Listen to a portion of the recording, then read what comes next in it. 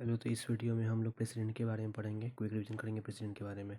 तो प्रेसिडेंट जो होता है वो हमारा आर्टिकल 52 से लेकर 61 तक में होता है और ये सेंट्रल गवर्नमेंट पार्ट 5 में आता है। तो ये जो प्रेसिडेंट का जो पोस्ट है हम लोग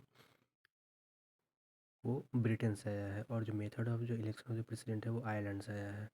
तो आर्टिकल देख लेंगे। इसका एक ट्रिक है, पकानी कोका दुयोदशम, पकानी कोका दुयोदशम, ठीक है ना। तो यहाँ पे 52 से स्टार्ट करेंगे तो 52, 53, 54, 55, 56, 57, 58, 59, 60 और 61। तब प मतलब प्रेसिडेंट। 52 में प्रेसिडेंट हो गया, का मतलब कार्यकाल एग्जीक्यूटिव हो गया। 53 में, 54 में नियुक्ति मतलब इलेक्शन। 54 में फिर है क्या चीज़, तो कोटा हमारा ये जो 55 में जो होता है वो एक्चुअली में प्रोपोर्शनल वोटिंग होता है प्रेसिडेंट का, तो 55 में हो गया। फिर है क्या चीज़, का तो कार्य मतलब ये टर्म कार्यकाल कितना होगा, टर्म होगा हमारा 56 में, तो 5 साल का होता है। फिर एक चीज़ दो मतलब दोबारा इलेक्शन, तो 57 में होता है दो मतलब री इलेक्शन हो सकता है। फिर एक चीज़ योग्यता, 58 में हो गया योग्यता मतलब क्वालिफिकेशन हमारा कि प्रेसिडेंट का क्या चीज़ क्वालिफिकेशन होना चाहिए, तो 35 ईयर एज हमारा होना चाहिए ऐसा। फिर है क्या चीज़, द मतलब दशा, तो 59 में दशा मतलब कंडीशन की कंडीशन क्या है। फिर है क्या चीज़, स मतलब 60 में शपथ मतलब ओथ, ठीक है ना। और 61 में क्या चाहिए, म मतलब इम्पीचमेंट, तो इम्पीचमेंट जो होता है प्रेसिडेंट का 61 आर्टिकल में होता है, ठीक है। तो आई होप आप लोगों को ये ट्रिक से कुछ आर्टिकल याद हो गया होगा। बाकी फिर इधर देखेंगे तो प्रेसिडेंट को जो प्रपोजल होता है वो 50 MP का होना चाहिए और जो प्रेसिडेंट का इलेक्शन लड़ने के लिए 15,000 रुपये का सिक्योरिटी जमा हमारा होता है। बाकी वही सब जो है जो ट्रिक में हमारा था, अब एक बार देख लेंगे। फिर है हमारा क्या चीज़ कि इम्पीचमेंट का प्रोसेस थोड़ा देख लेंगे। तो आर्टिकल 61 में मतलब इम्पीचमेंट का प्रोसीजर है प्रेसिडेंट का, और ये जो इम्पीचमेंट जो है वो अमेरिका से लिया गया है। ये जो है इम्पीचमेंट का प्रोसेस वो हमारा प्रोसेस जो स्टार्ट जो होता है ना, तो वो 1/4 मतलब 25% मेंबर हमारा सपोर्ट करना चाहिए और कोई कहीं से भी लोकसभा या राज्यसभा कहीं से भी स्टार्ट हमारा हो सकता है। और पास होने के लिए 2/3 हर एक हाउस से होना चाहिए, मतलब लोकसभा से भी 2/3 से पास होना चाहिए और राज्यसभा से भी 2/3 पास होना चाहिए। जब एक हाउस से जब वो पास जब हो जाता है ना, तो फिर 14 डेज़ का मतलब इन्फॉर्मेशन हमको प्रेसिडेंट को देना पड़ता है, तब जाके दूसरे हाउस से 2/3 मेंबर्स अगर पास हो जाएगा तो प्रेसिडेंट का इम्पीचमेंट हो जाएगा। और अगर प्रेसिडेंट अगर चाहे तो वो मतलब ये रिज़ाइन दे सकता है किसको, तो वाइस प्रेसिडेंट को रिज़ाइन देता है, और वाइस प्रेसिडेंट जो तो है वो स्पीकर ऑफ लोकसभा को इन्फॉर्म करता है, ठीक है। और ये भी एक है कि प्रेसिडेंट के मतलब इलेक्शन में कौन पार्टिसिपेट करता है, तो प्रेसिडेंट इलेक्शन में लोकसभा का मेंबर, राज्यसभा का मेंबर और हर एक स्टेट का लेजिस्लेटिव असेंबली का मेंबर पार्टिसिपेट करता है, लेकिन नॉमिनेटेड मेंबर पार्टिसिपेट नहीं करता है।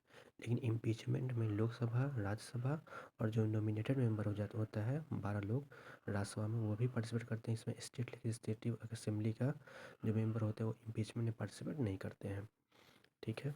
बाकी आप लोगों को पता है कि जो प्रेसिडेंट जो होता है वो हमारा मतलब फर्स्ट सिटीजन होता है इंडिया का, ये सब यहाँ पे लिखा हुआ है। चांसलर होता है यूनिवर्सिटी का। बाकी यहाँ पे देखेंगे क्या चाहिए ना कि प्रेसिडेंट का जुडिशरी पावर क्या है। तो प्रेसिडेंट का जुडिशरी पावर में आर्टिकल 72 में पार्डन आता है, क्षमा करने का। तो अब एक क्या चाहिए ना कि सेकेंड में होता है कम्यूटेशन होता है। कम्यूटेशन का मतलब होता है क्या कि प्रेसिडेंट अगर चाहेगा अगर, तो जैसे डेथ अगर किसी को अगर मतलब मिला हुआ है पनिशमेंट के रूप में, तो उसको रिगरस इम्प्रिजमेंट में चेंज कर सकता है। इसको क्या कहते हैं, कम्यूटेशन कहते हैं। फिर रेमिशन का मतलब होता है क्या चीज़ कि अगर मान लो किसी को 10 साल का सज़ा मिला है तो उसको घटा करके वो 5 साल कर सकता है। तो ये हो गया क्या चीज़ रेमिशन में।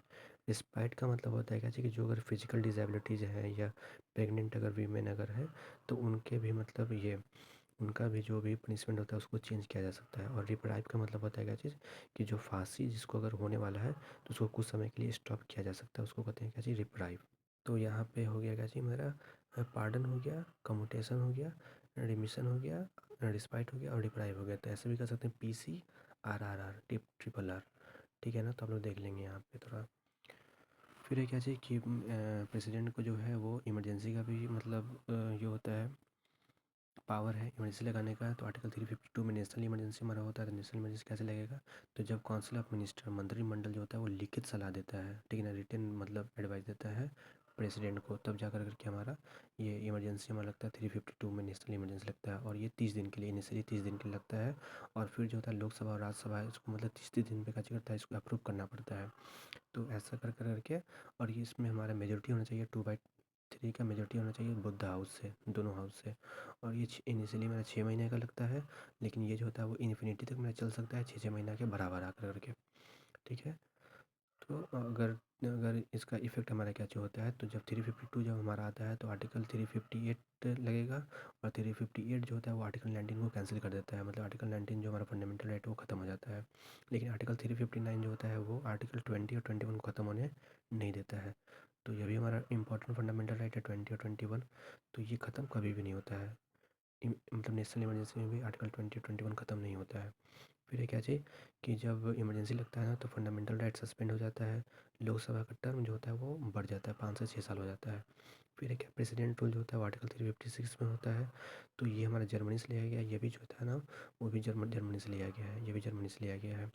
इसमें क्या है कि आर्टिकल 365 जो होता है वो सेंट्रल गवर्नमेंट एडवाइस करता है स्टेट गवर्नमेंट को कि वो मतलब अंडर मतलब वो गवर्न करे कॉन्स्टिट्यूशन के अंडर में, कि अगर कुछ भी अगर मतलब कॉन्स्टिट्यूशन के खिलाफ अगर काम अगर होता है किसी भी स्टेट में, तो वहाँ पे जो होता है वो प्रेसिडेंट रूल हमारा लग जाता है 356 से। 356 में भी हमारा क्या जो होता है कि इसमें भी जो मंत्रिमंडल जो होता है वो लिखित सलाह देता है, और इसमें जो होता है वो 60 दिन का हमारा होता है। तो 60 दिन का इसमें हमारा होता है कि मतलब 60 दिन के अंदर में ये पार्लियामेंट इसको अप्रूव करता है, और इसमें हमारा सिंपल मेजोरिटी चाहिए, मतलब 50% मेजोरिटी चाहिए होता है। और ये भी जो होता है वो 6 महीना कर करके बढ़ सकता है, लेकिन इसका जो मैक्सिमम होता है वो 3 साल तक ही होता है। लेकिन एक्सेप्शनल केस में हमारा जम्मू एंड कश्मीर जो था उसमें था कि 3 साल से ज़्यादा वहाँ पे प्रेसिडेंट रूल हमारा लगा था। फिर सबसे पहले प्रेसिडेंट रूल जो था वो पंजाब में लगा था 1952 में, और सबसे ज़्यादा जो अभी तक प्रेसिडेंट रूल जो लगा है वो मणिपुर में लगा है। फिर क्या चाहिए यहाँ पे कि अगर लोकसभा का मान लो कि अगर इलेक्शन में अगर बिजी है ना, तो राज्यसभा उसको अप्रूव कर देता है, लेकिन जब लोकसभा जब आता है तो उसको 30 दिन के अंदर में उस चीज़ को अप्रूव करना पड़ता है, प्रेसिडेंट मतलब ये प्रेसिडेंट रूल को। फिर है क्या, लास्ट है फाइनेंशियल इमरजेंसी। तो फाइनेंशियल इमरजेंसी जो होता है वो आर्टिकल 360 में हमारा होता है, ये यूएसए से लिया गया है। ये जो होता है वो मौखिक सलाह पे होता है, मंत्रिमंडल का मौखिक सलाह या मतलब ओरली अगर एडवाइस कर देगा तो फाइनेंशियल इमरजेंसी हमारा लग जाएगा। लागू कौन करता है, प्रेसिडेंट ही करता है, ज़ाहिर सी बात है। और इसमें वॉइस वोट होता है, जैसे हमारा आर्टिकल 352 था तो वहाँ पे 2/3 मेजोरिटी होना चाहिए, आर्टिकल 356 था तो वहाँ पे 1/2 की मेजोरिटी होना चाहिए, और यहाँ पे वॉइस वोट से ही हमारा काम चल जाता है। और ये जो होता है वो इन्फिनिटी चलता है, मतलब इसका कोई मैक्सिमम टाइम पीरियड नहीं है, जब प्रेसिडेंट को लगता है हटाने के लिए तब वो हटा सकता है। तो जब प्रेसिडेंट रूल जब ये फाइनेंशियल जब इमरजेंसी जब लगता है तो स्टेट गवर्नमेंट का जो बजट होता है वो पार्लियामेंट ही देखता है, कोई भी रिलीफ फंड सब कैंसिल हो जाता है, गवर्नमेंट ऑफिसर की सैलरी घट जाता है, टैक्स को बढ़ा दिया जाता है, गवर्नमेंट का जो खर्चा होता है उसको कम कर दिया जाता है। तो ये था आपका प्रेसिडेंट के बारे में। आई होप आप लोगों को अच्छा लगा हो तो thank you, like and subscribe कर दें please. Thank you so much.